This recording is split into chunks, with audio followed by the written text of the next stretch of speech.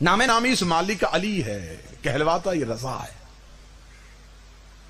ये वो बादशाह है जिसने दुश्मन के दरबार में बैठ के मजहब अहले बैत पहुंचाया। मैं बच्चों को तारीखी हकाइक से रोशनास करवाऊं, वली अहदी कबूल की है इमाम ने मामून रशीद की। हारून के बेटे मामून ने जब इमाम को मदीने से बुलाया, और इसके पीछे क्या हिकमत थी उसके लिए एक पूरी मजलिस चाहिए, एक सत्र में समेट देता हूं। हारून के दो बेटे थे, एक का नाम अमीन था, एक का नाम मामून था। अमीन की मां एक अजम की कनीज थी, मामून की मां का ताल्लुक अरब से था। हारून ने अपनी जिंदगी में अपने दोनों बेटों को अपनी जागीर तकसीम कर दी, अपनी सल्तनत तकसीम कर दी। अरब का मालिक मामून को बना दिया, अजम का मालिक अमीन को बना दिया। मामून ने अमीन को कत्ल कर दिया। दोनों भाइयों की हुकूमत के लिए लड़ाई हुई, और यही फर्क है खिलाफत और इमामत में। हुकूमत में और इमामत में यही फर्क है। हाकम के बेटे लड़ सकते हैं, इमाम के बेटे नहीं लड़ते। किसी इमाम के जाने के बाद उस इमाम के 18 भी बेटे हों, उन्होंने आपस में इमामत के लिए तलवार नहीं निकाली। उन्हें पता है कि इमाम वोटों से नहीं बनता है, इमाम अल्लाह की मर्जी से बनता। जिसे अल्लाह इमाम बना के भेजे वो हम में से इमाम है। दो भाई, मामून अरब से, अमीन अजम से। जब भाई ने भाई को कत्ल कर दिया तो अब मामून ये चाहता था कि अरब दुनिया में मेरी मोहब्बत लोगों की पैदा हो। उसने फौरन मदीने से जनाब इमाम रजा को बुलवाया कि मैं इमाम को अपना वली अहद बनाऊंगा, ताकि लोग कहेंगे कि मामून ने बाप की तरह आले मोहम्मद पे जुल्म नहीं किया, इसने तो औलाद रसूल को उनका हक दे दिया। जब इसने मदीने से इमाम को बुलवाएगा, लंबी कहानी है। इमाम का रास्ता नेशापुर से आना, थोड़े दिन पहले बाबा नलैन भाई वहां से सारी जियारात करके वापस पलटे हैं। मालिक आप सबको भी वहां लेके जाए। जब इमाम नेशापुर के रास्ते से वापस आए, वो तमाम वाकयात को छोड़ते हुए जब इमाम पहुंचे मामून के दरबार में, इमाम ने कहा क्या करना चाहता है तू मुझे? उसने कहा मैं आपको वली अहदी देना चाहता हूं, खिलाफत देना चाहता हूं। इमाम मुस्कुरा, और इमाम का तरीक साफ जुमला सुनिएगा, जो नौजवान बैठेंगे तरीक साफ जुमला सुनिएगा। इमाम ने मुस्कुरा के फरमाया कि मामून तू मुझे बता, जो खिलाफत तू मुझे दे रहा है, ये खिलाफत क्या तुझे अल्लाह ने दी है? अगर तुझे अल्लाह ने दी है तो फिर अल्लाह की दी हुई चीज तू अल्लाह की मर्जी के बगैर मुझे क्यों दे रहा है? और अगर ये खिलाफत तुझे अल्लाह ने नहीं दी और तू खुद दे रहा है, तो फिर मैं वो चीज लूं ही क्यों जो अल्लाह ने दी ही नहीं है? उसने कहा नहीं मौला, मैं चाहता हूं कि आप दरबार में बैठे लोगों को मजहब मचाएं। इमाम ने फरमाया फिर हमारी शर्त है, हुकूमत के मामलात में हम नहीं बोलेंगे, मजहब के मामलात में तुम नहीं बोलोगे। मैं कोशिश कर रहा हूं कि मैं गुफ्तगू का मरकज इमाम रजा रखूं, मैं बच्चों तक हिस्ट्री पहुंचाऊं इस बादशाह की। इमाम ने फरमाया हुकूमत जाने तुम जानो, हुकूमत के मामलात में हम नहीं बोलेंगे, मजहब के मामले में तुम नहीं बोलोगे। हम लोगों को बताएंगे असल शरीयत किसे कहते हैं। उसने कहा ठीक है मौला। इमाम ने फरमाया हमारी बैयत करवाई जाए। इंतहाई मुश्किल चैप्टर तारीख का मैं आपके सामने आसान तरीके से पढ़ने लगा। इमाम ने फरमाया हमारी बैत करवाई जाए। उसने कहा ऐ फरजंदे रसूल, मेरी बैत हो चुकी है और मैं आपका ऐलान फरमा रहा हूं। इमाम ने फरमाया तुझे किसने कहा है कि तेरी बैत कुरान के मुताबिक है? अगर तूने मुझे वली अहदी की देनी है तो हम अपनी बैत करवाएंगे। इमाम तख्त पे बैठ गए, इसने ऐलान करवा दिया कि आओ रसूल के बेटे की बैत करो। लोग आने शुरू हुए। इमाम ने अपना हाथ यूं बुलंद कर लिया। मामून ने कहा कि ऐ फरजंदे रसूल, ऐ अली रजा, आप बैत नहीं करवाना चाहते? फरमाया करवाना चाहता हूं। तो फिर आपने अपना हाथ बुलंद क्यों किया? ऐसे करें। इमाम ने फरमाया ये बैत का तरीका रसूल का नहीं। मासूम किसी के आगे हाथ नहीं फैलाता। अगर बैत का तरीका, मौजू पसंद है सरकार या नहीं पसंद? मौला ने फरमाया अगर बैत का तरीका यह होगा तो इसका मतलब जो बैत करेगा वो हाथ ऊपर रखेगा, और मासूम के हाथ के ऊपर अगर कोई हाथ आ जाए तो ये कुरान की नफी है। क्योंकि अल्लाह कहता है यदुल्लाहु फौका बिअयदिहिम, इनके हाथों पे तेरा हाथ नहीं, इनके हाथों पे अल्लाह का हाथ है। उसने कहा फिर बैत कैसे होगी? इमाम ने फरमाया ये बैत करने का तरीका सकीफे से शुरू हुआ था। सबसे पहली इस्लाम की गलत बैत सकीफे में हुई थी, हाथ फैला के। آج بھی ہمارے ہاں جسے جمہوریت کہا جاتا ہے یہ سقیفے کی قسم ہے. آج بھی آپ کے دروازے پہ جو ووٹ مانگنے آتا ہے وہ ایسے آتا ہے. اور آج بھی ہمارے گھروں کی چھت پہ جو علم لگا ہے اس پہ پنجہ ایسے ہے. اس لیے ہم اپنے گھر بے عباس کا علم لگا کے دنیا کو بتاتے ہیں ہم نے بیعت سقیفے سے نہیں کی, ہم نے بیعت غدیر سے کی ہوئی ہے.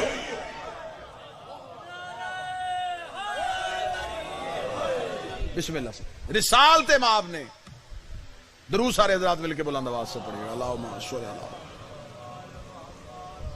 پھر بھی بلند آواز سے صلوات پڑھیں. بسم اللہ سے. سیدزادہ عالم دین تشریف لے آئے. میرا مالک رزق علم میں اضافہ فرمائے. اللہ اکبر. یا رسول اللہ, یا علی مشکل مکشل. تو جو پوری صاحبان سے موضوع پسند ہے یا نہیں ہے؟ امام نے فرمایا ہم بیعت ایسے نہیں, ایسے حکمرانوں کا طریقہ ہے بیعت کروانے کا, ہمارے ہاں بیعت ایسے نہیں ہوتی. ہمارے ہاں بیعت کا طریقہ یہ ہے. اگلی بات پڑھے لکھے احباب کے لیے بڑی لطف لینے والی ہے. امام نے یوں بیعت کروانی شروع کی, لوگ آنے شروع ہو گئے. اب رسول نے جو بیعت کا طریقہ مسلمانوں کو بتایا تھا وہ یہ دیا تھا کہ جو بھی بیعت کرنے آئے گا معصوم کے ہاتھ پہ وہ چھوٹی انگلی سے بیعت شروع کرے گا, انگوٹھے پہ ختم کرے گا. کیونکہ بیعت میں 5 چیزیں دی جاتی ہیں, 5 چیزیں لی جاتی ہیں. جان, رزق, عزت, مال, اولاد. یہ معصوم کے ذمہ. معصوم سے بدلے میں بخشش, جنت, برزخ, قبر, امال, یہ سب معصوم سے ذمہ داری لی جاتی ہے.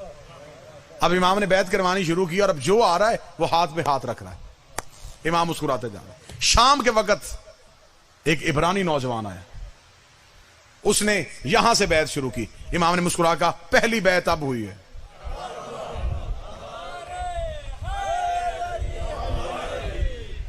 بیعت امام ہو گئی. اس وقت اسلام کی جتنی بھی مملکت تھی اس میں جو سکہ چل رہا تھا وہ سکہ روم کا تھا. جیسا کہ آج کے دور میں آپ دیکھیں کہ امریکن ڈالر جو ہے اس کو آپ پوری دنیا میں جہاں چاہیں چلا سکتے, اس طرح روم کا سکہ ساری دنیا میں چلتا تھا. روم کے بادشاہوں نے اس سکے پہ اپنے بتوں کی تصویریں کرندہ کی ہوئی تھی تاکہ ہمارا مذہب بھی پھیلے, ہمارا پیسہ بھی چلے. امام نے کہا کہ مامون ہم سب سے پہلا قانون یہ پاس کریں گے اسلامی ملکوں میں اسلام کا سکہ چلے گا. سکہ دوبارہ ڈھالا جائے, روم کا سکہ اسلام کے کسی ملک میں نہیں چلے گا. جہاں جہاں کلمہ پھیل چکا ہے وہاں وہاں یہ سکہ چلے گا. اس نے کہا ٹھیک ہے آپ کا حکم ہے, سکہ ابھی حکم دے دیتے ہیں, اسلام کا سکہ بنے گا. لیکن فرزند رسول بتائیں کہ اس کے اوپر کیا لکھوائیں. سکے کے اوپر کوئی تصویر ہوتی ہے, اس کے اوپر کیا لکھوائیں؟ بیت اللہ کی تصویر کرندہ کروائیں؟ کیا بنوائیں اس کے اوپر؟ فرمایا تم سکہ ڈھالو, اس کے اوپر جو لکھنا ہے وہ ہم بتائیں گے. فوراً ٹکسال کو حکم دیا گیا, سکہ ڈھال کے امام کے سامنے لایا گیا. بتائیں اس کے اوپر کیا ہوگا؟ امام نے اپنی انگشتری کے ساتھ اس پہ مہر لگائی جس پہ لکھا تھا علی ولی اللہ.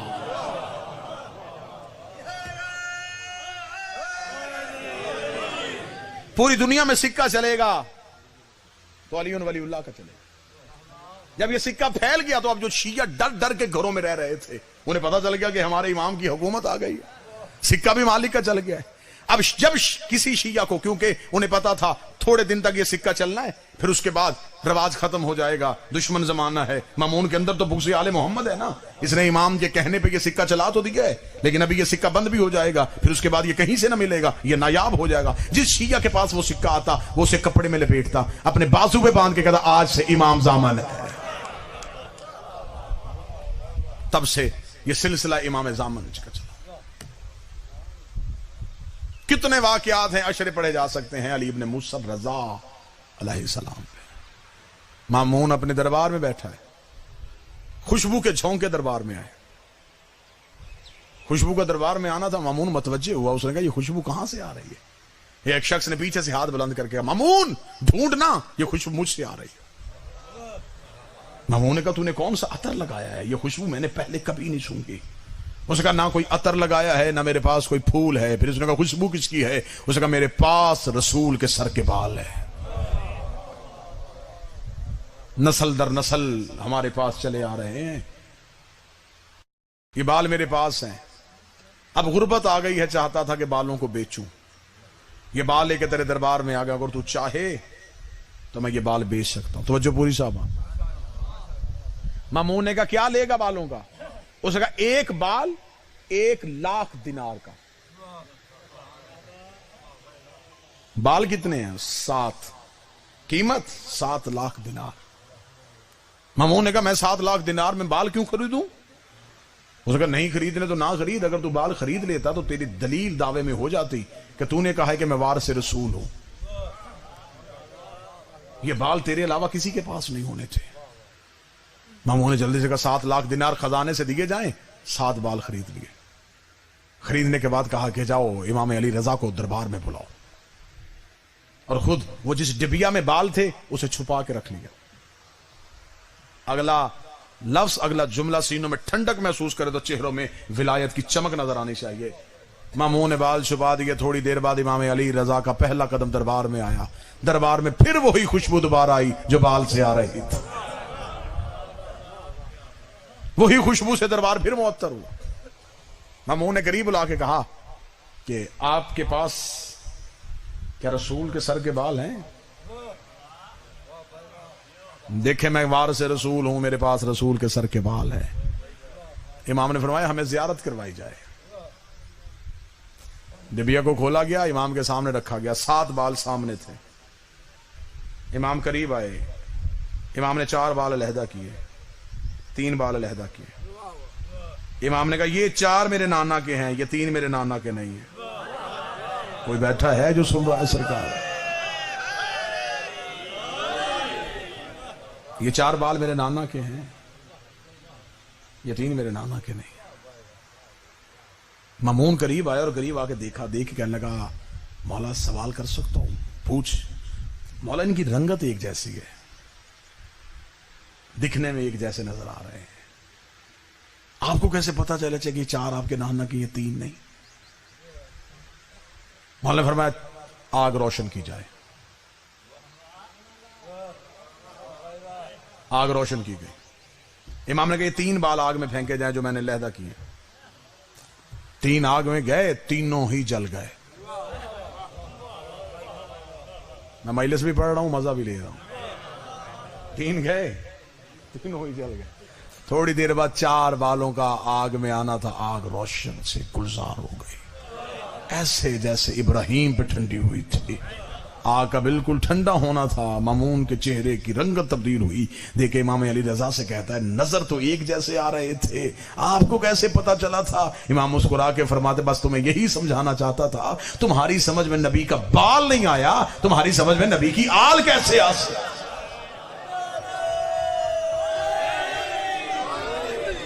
जिन्हें यह नहीं पता कि नबी के सर के बाल।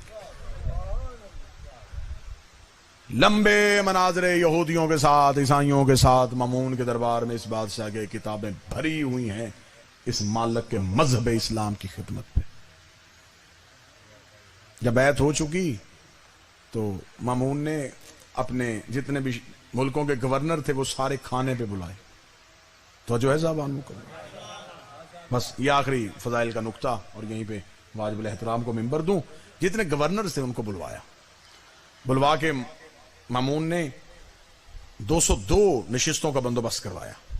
100 गवर्नर इधर बैठ गए, 100 इधर बैठ गए। एक कुर्सी अपनी लगवाई, एक इमाम रजा की लगवाई। फिर जमला समझिए, 100 गवर्नर इन कुर्सियों पे बैठे हैं, 100 इधर कुर्सियों पे बैठे। मामून, इमाम रजा, हर गवर्नर के पीछे एक हबशी गुलाम जो पंखे से हवा दे रहा है। 200 गवर्नर, 200 हबशी गुलाम। मामून, इमाम रजा। दस्तरखान लग गया, खाना सज चुका। गवर्नरों को इंतजार है मामून शुरू करे तो हम शुरू करें। मामून को इंतजार है कि इमाम शुरू करें तो मैं शुरू करूं। کھانا لگا ہوا ہے اور کھانے کی طرف ہاتھ نہیں اٹھ رہا، اسے کہتے ہیں طاقت امام۔ رازق بیٹھا ہوا ہے، سب کے ہاتھ رکے ہوئے، بسم اللہ سے۔ تھوڑی دیر کے بعد گورنروں نے مامون کا چہرہ دیکھا کہ شروع ہو۔ مامون نے امام رضا کی طرف دیکھا، سرکار کھانا تناول فرمائے۔ امام کی نظر حبشی غلاموں پہ گئی۔ امام نے کہا یہ نہیں کھائیں گے۔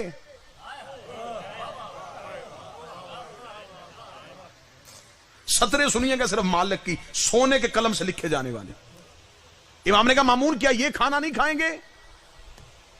اس نے قریب آ کے کہا مولا یہ غلام ہیں۔ امام نے مسکرا کے فرمایا کیا تو آزاد ہے؟ کیا تو کسی کا غلام نہیں؟ مامون نے کہا غلام تو میں بھی ہوں۔ فرمایا اگر وہ غلام نہیں کھا رہے پھر تو کیسے کھا رہا ہے؟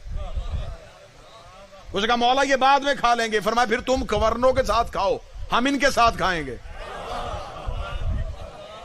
تمہیں غدیر والا خطبہ بھول گیا؟ غریب کو امیر پہ، امیر کو غریب پہ، گورے کو کالے پہ، کالے کو گورے پہ کوئی فضیلت نہیں ہے۔ اتنا جملہ کہہ کے امام نے فرمایا جب تمہیں غدیر کا خطبہ ہی یاد نہیں ہے پھر تمہیں ہمارے دادے علی کی ولایت کیسے یاد ہو سکتی؟